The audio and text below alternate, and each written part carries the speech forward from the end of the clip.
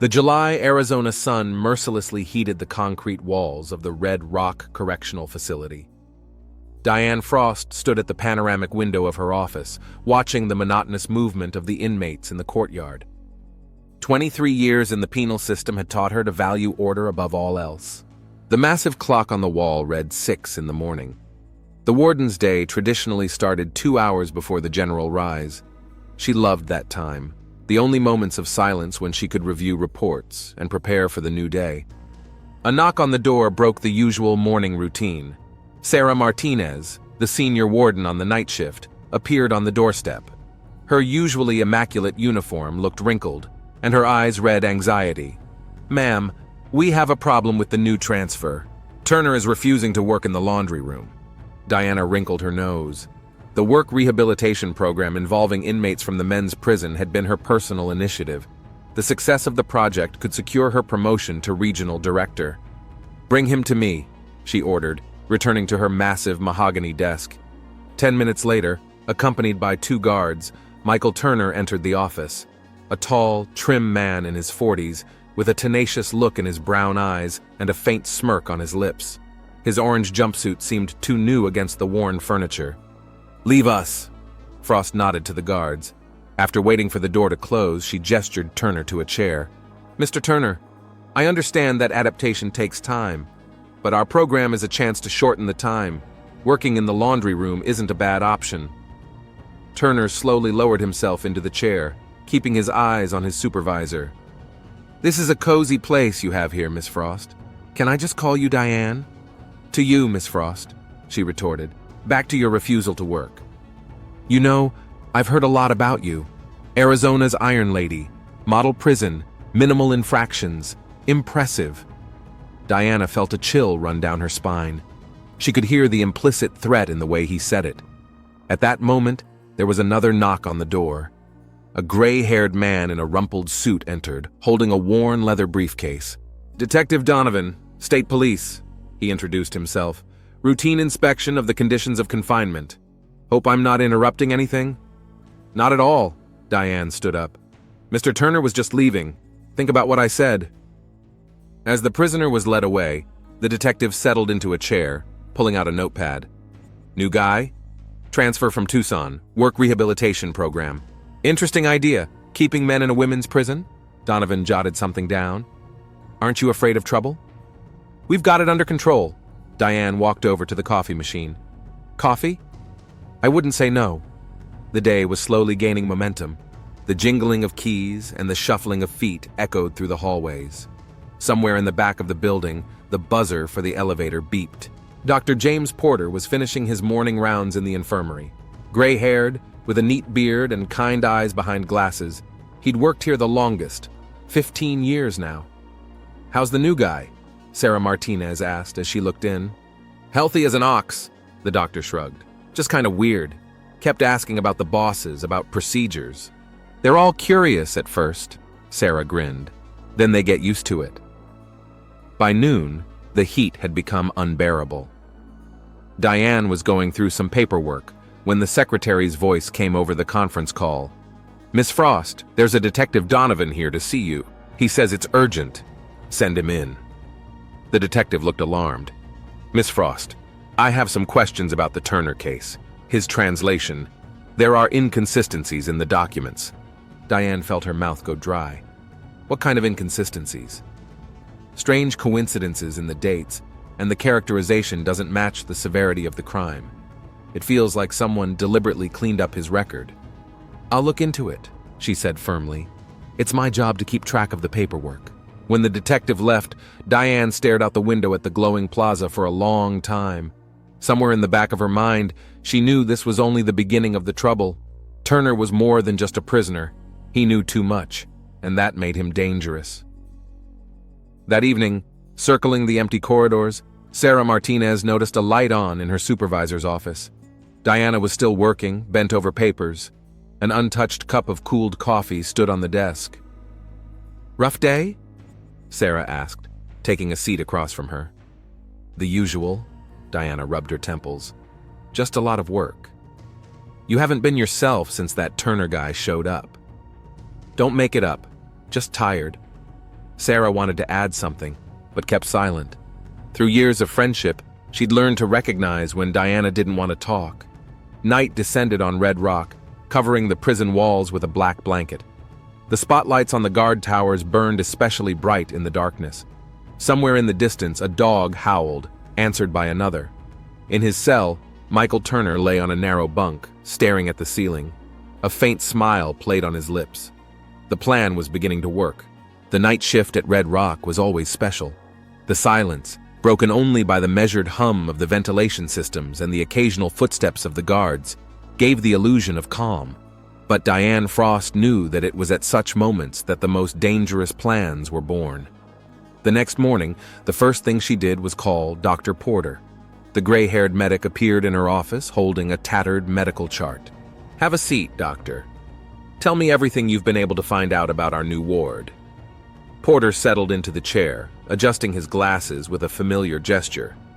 Physically, he's in excellent shape. All his test results are normal.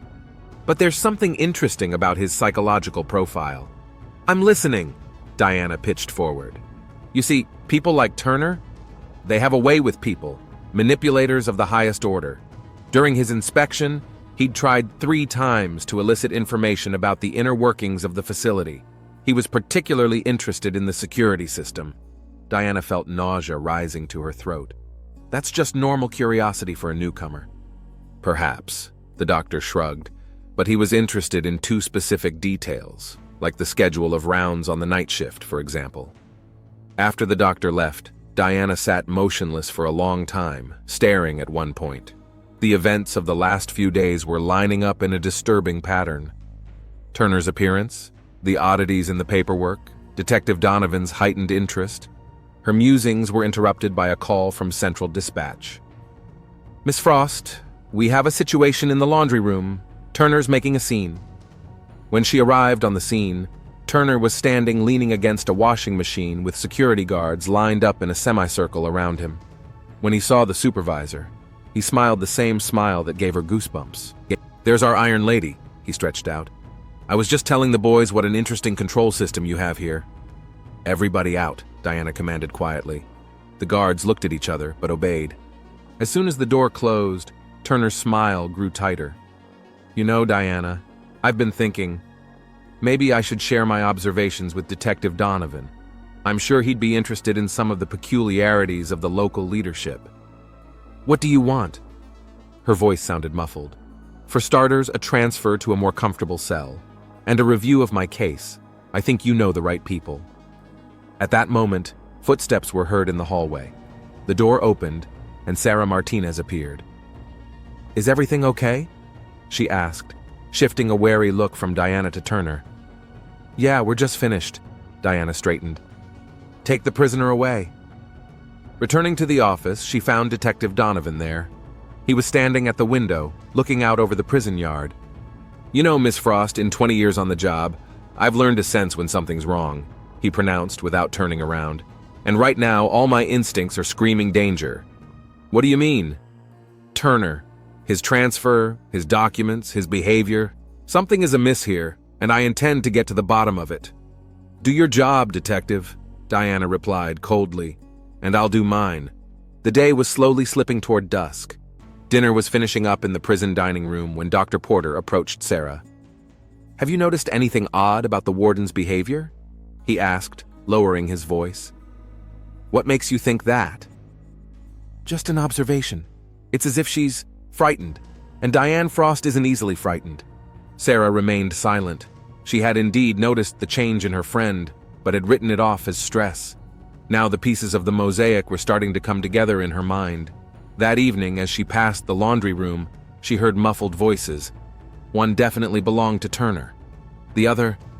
Sarah froze. The second voice was all too familiar to her. And in her office, Diane Frost sat in complete darkness, clutching an old photograph in her hands. It showed her 10 years younger and smiling at the camera. Standing next to it was a man who looked remarkably like Michael Turner. The spotlights on the towers streaked the sky with bright beams, as if trying to find answers to questions that had not yet been asked. But all the answers were here, behind those gray walls, and soon they were going to come out. It had been a week since Turner had shown up at the Red Rock. In that time, he'd settled into the routine of prison life as if he'd always been here, working in the laundry room, chatting with the guards, smiling at the nurses. A perfect prisoner. That's what the report said about him. But behind that perfection, Diane Frost sensed a growing threat. That morning, she woke up an hour before her alarm clock. Heavy thoughts kept her awake all night. It was 4:30 on the clock when she entered the empty administration building. Silence pressed on her ears. Only somewhere in the distance the fans hummed. In her office, Diana pulled a folder from the safe that she hadn't opened in years. Turner's personnel file. The real one, not what was in the official paperwork. She reread it over and over, trying to find a way out. Decades-old photographs, bank statements, newspaper clippings. The story she had tried so hard to forget. One of the pictures was of herself, only younger, tanned in a light summer dress, smiling happily at the camera. Next to her is a man, strikingly similar to Turner, but with a different hairstyle and in an expensive suit.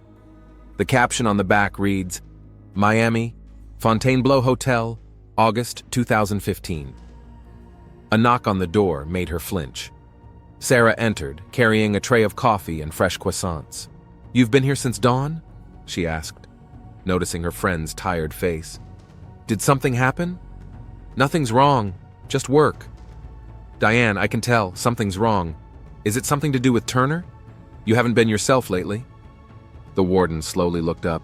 "Don't ask questions you don't want to know the answers to." Sarah set the tray on the table. "You know, I've been in the system for 15 years, and I've never seen you afraid of anyone. But now, let me help." At that moment, Detective Donovan entered the office without knocking. His gray suit looked like it had been slept in. There were dark circles under his eyes. It looked like Diane wasn't the only one who'd had a sleepless night. "Ladies," he nodded. "Miss Frost, we need to talk in private." As Sarah walked out, the detective placed a photograph on the table, the one from the Fontainebleau Hotel. Diana felt her back grow cold. "Where did you get this?" "It doesn't matter. What is important is that this picture is of you and the man who is now sitting in your prison. The picture was taken 10 years ago, and I want to know why." Diana was silent, looking at the photograph. A day at the coast, salt wind in her hair, happy smiles. Another life, other names. James and Diane Collins, the perfect couple, living in a luxurious penthouse overlooking the ocean. "If you won't talk to me, we'll have to launch a formal investigation."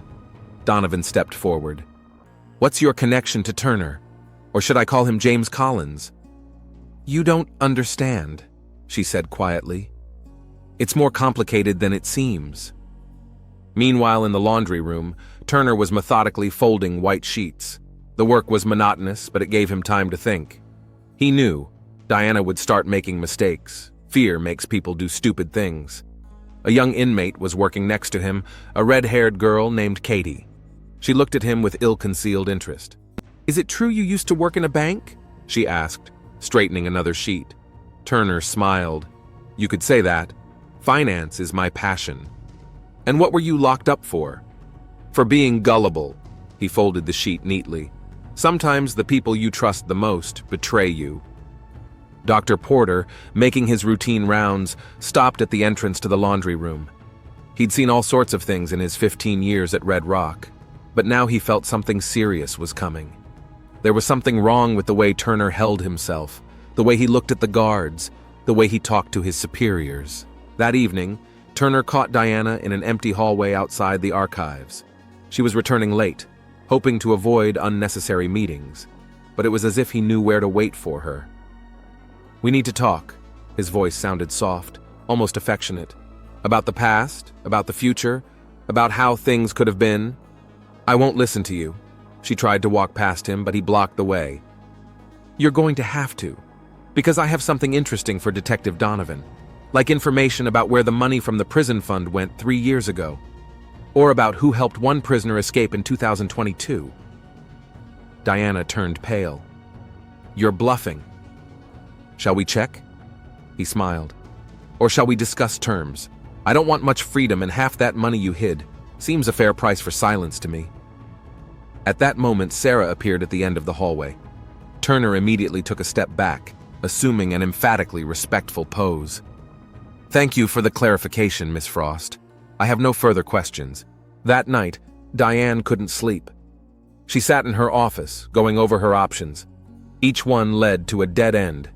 Turner knew too much, not just about the embezzlement and the escape, but about what had happened 10 years ago. About the man he'd been then.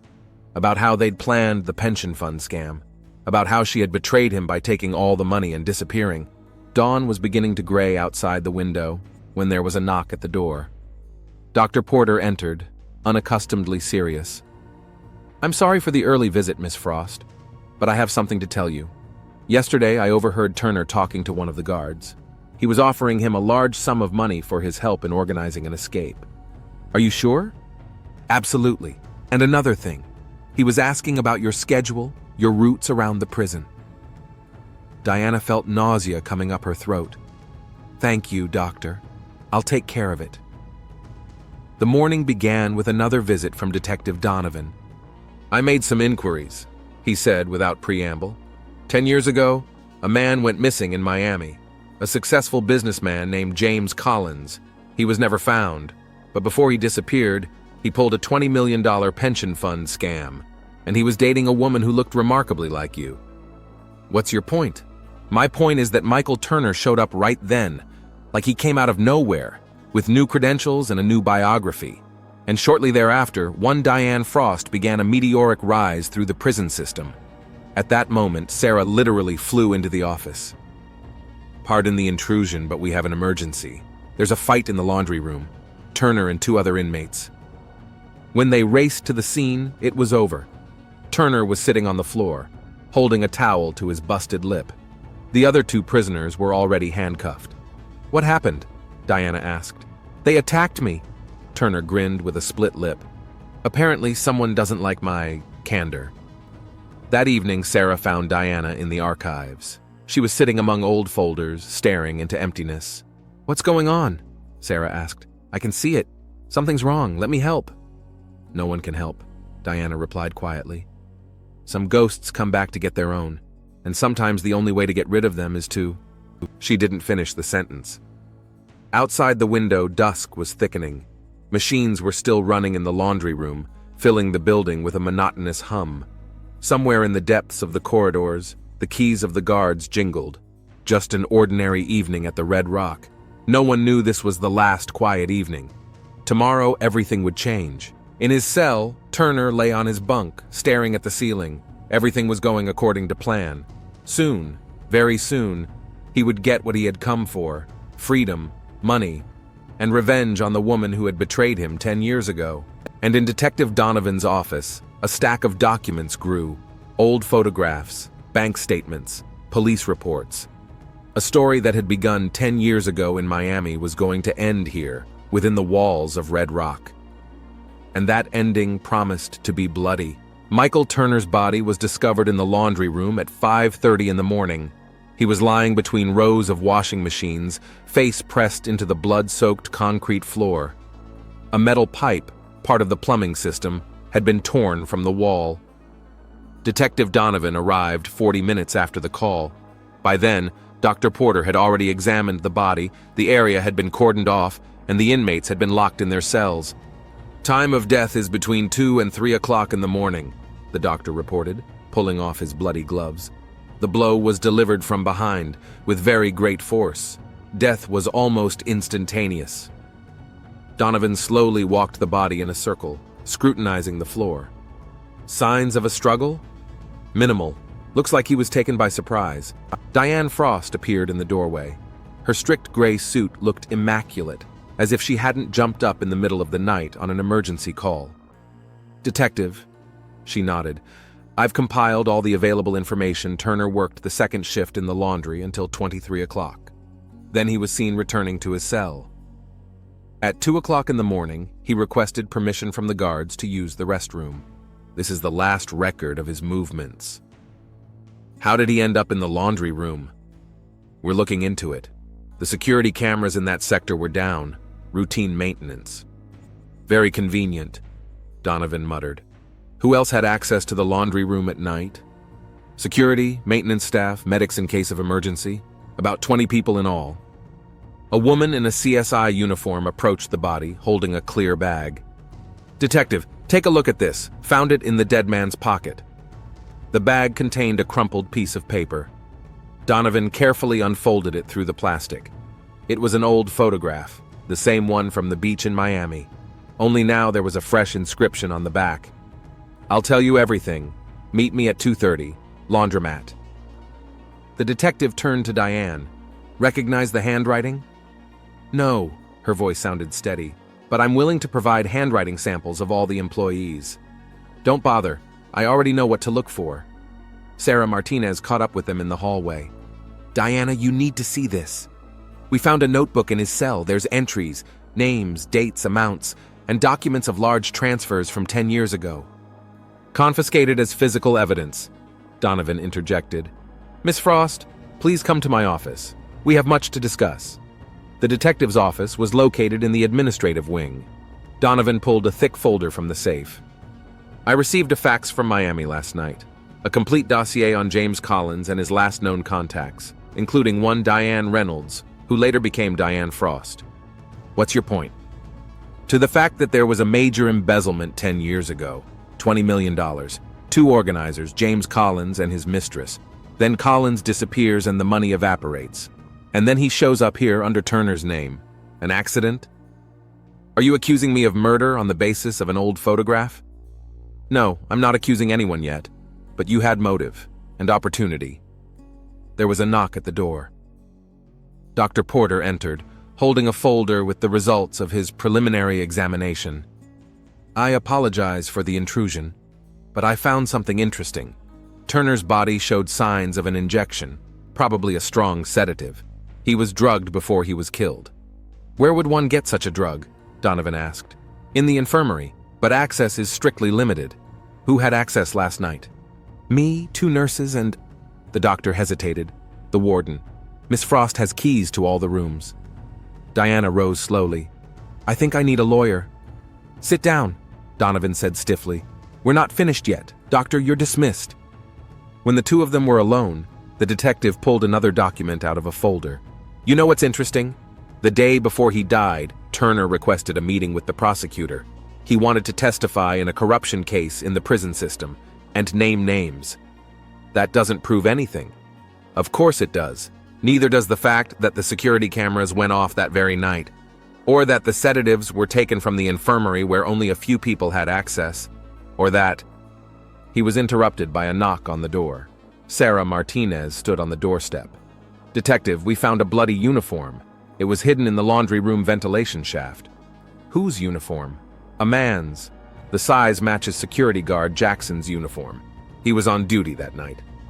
Donovan quickly reviewed the records. "Jackson, the same guard who was seen talking to Turner?" "Yes. One more thing. They found an envelope with $10,000 in his locker." "Where is he now?" "Disappeared. Didn't show up for the morning shift." The detective turned to Diane. "What do you say?" "I say Jackson took a bribe from Turner. Probably was supposed to help him escape. Something went wrong. Or that's too convenient an explanation." At that moment, a young policeman literally flew into the office. "Detective, Jackson's been found. He's dead. He crashed his car 10 miles out of town. He was going full speed, didn't make the turn."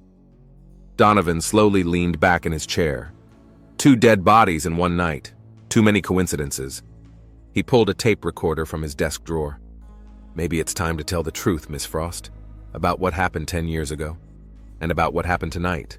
Diane was silent for a long time, looking out the window at the prison yard, where morning formation was already beginning. "Okay," she finally said. "I'll tell you, but not in the way you think." "I'm listening." 10 years ago, I really was with James. We were planning a pension fund scam, but I found out at the last minute that he was using me.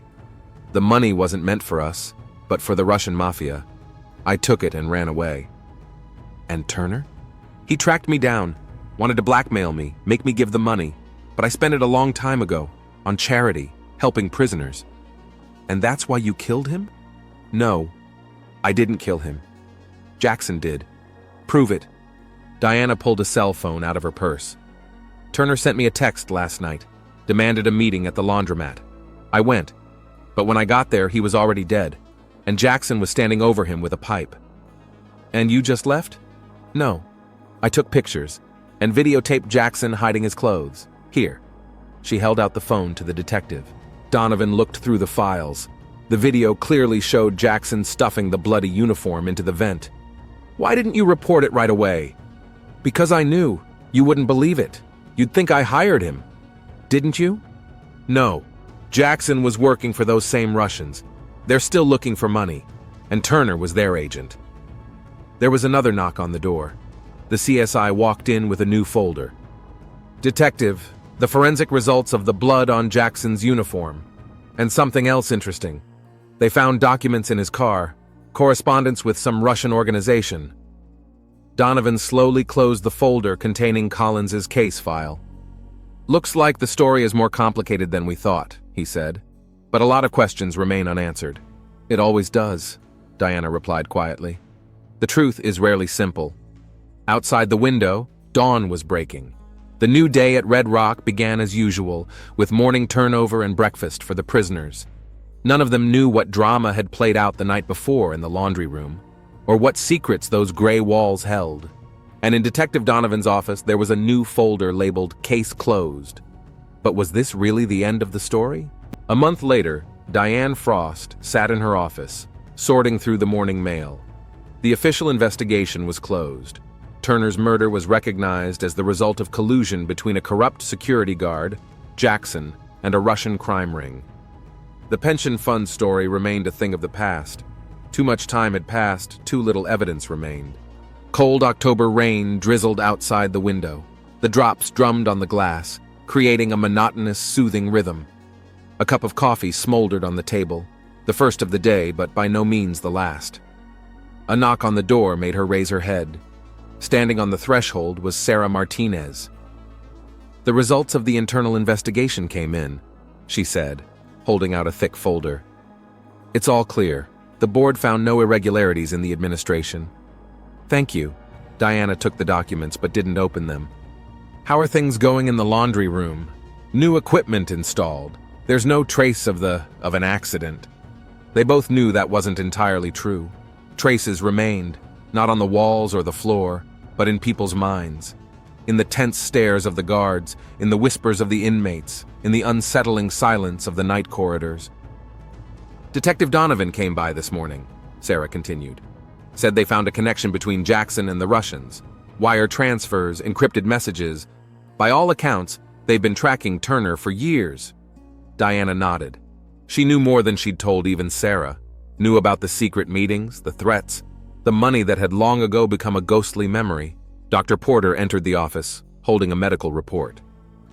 I apologize for the intrusion, he said, but I have something to show you. Remember Jackson's blood work? They found traces of the same sedative in his system that Turner had. It looks like he was drugged too before staging the accident. What does that mean? Sarah asked. It means someone covered their tracks very carefully, replied the doctor. Someone who had access to the medication and knowledge of how to use it. Diana stared out the window in silence. The rain had intensified, turning the prison yard into a blurry gray blur. I'm resigning, she said suddenly. The end of the month is my last day. But why? Sarah looked shocked. You're exonerated. The investigation is closed. That's exactly why. It's time to start a new life. There was an envelope in her desk drawer, a job offer from a private consulting firm in Seattle. Away from Arizona, away from Red Rock, away from the ghosts of the past. That evening, finished with her paperwork, Diane walked around the prison one last time. Every corridor, every post, every cell. The laundry room was the one she lingered in the longest. The new machines hummed quietly, filling the room with the warmth and smell of fresh laundry. Something gleamed against one of the walls. Diana bent down and picked up a small metal object, the key to the safe in the medblock. The same one that had gone missing the night of the murder. She squeezed it in her palm, feeling the coldness of the metal. The light was on in Detective Donovan's office, too. He was looking through old photographs, trying to put together a puzzle that was missing too many pieces. In one of the pictures, a young Diane Reynolds was laughing as she looked into the camera. Next to her stood James Collins, the future Michael Turner, and behind them was the sign of the bank from which $20 million would disappear in a week. "Something doesn't add up here," the detective muttered, looking at the photograph. "Too many coincidences, too perfect a denouement." The phone rang on the desk. Miami Metro had called. They'd found new documents on the Collins case, bank statements showing money moving through offshore accounts, and the name of the beneficiary, some company registered in the Cayman Islands. The company's director was a woman named Sarah Martinez, and in her office, Diana pulled the last envelope out of the safe. Inside was a flash drive with the real story of that night, the story of two women who pulled off the perfect heist 10 years ago, how they waited, hid the money, started new lives, and how they got rid of the man who could have ruined it all. Diana inserted the flash drive into the computer and pressed delete. The screen flashed, confirming the deletion of the files. Another Red Rock mystery was forever buried within its gray walls. The rain outside the window turned into a downpour. Somewhere in the distance, thunder rumbled. A new storm was coming to Arizona, promising to wash away the last vestiges of the past. In the cells at Red Rock, the prisoners were preparing for bed. The guards were making their evening rounds. Life was returning to normal. Only Sarah Martinez, locking her office door, allowed herself a slight smile. The plan she and Diane had devised 10 years ago had finally come to fruition. Turner was dead, the money was safe, all traces were covered. In a month, they would meet in a small coastal town in Oregon. They'll buy a house overlooking the ocean, get a dog. They'll start the life they've dreamed of all these years. And Red Rock will get a new boss, new stories, new secrets. But no one will ever know the main secret, the story of two women who outplayed everyone. Not even Detective Donovan, who was so close to solving it, but at the last minute went on the wrong track. Diane turned off the office light. Tomorrow would be a new day. The last month at Red Rock was beginning, promising to be the longest of her life. Outside the window it was still raining, washing away the traces of past and present. Somewhere in the darkness of the night shift, a new story was beginning, but it was a different tale.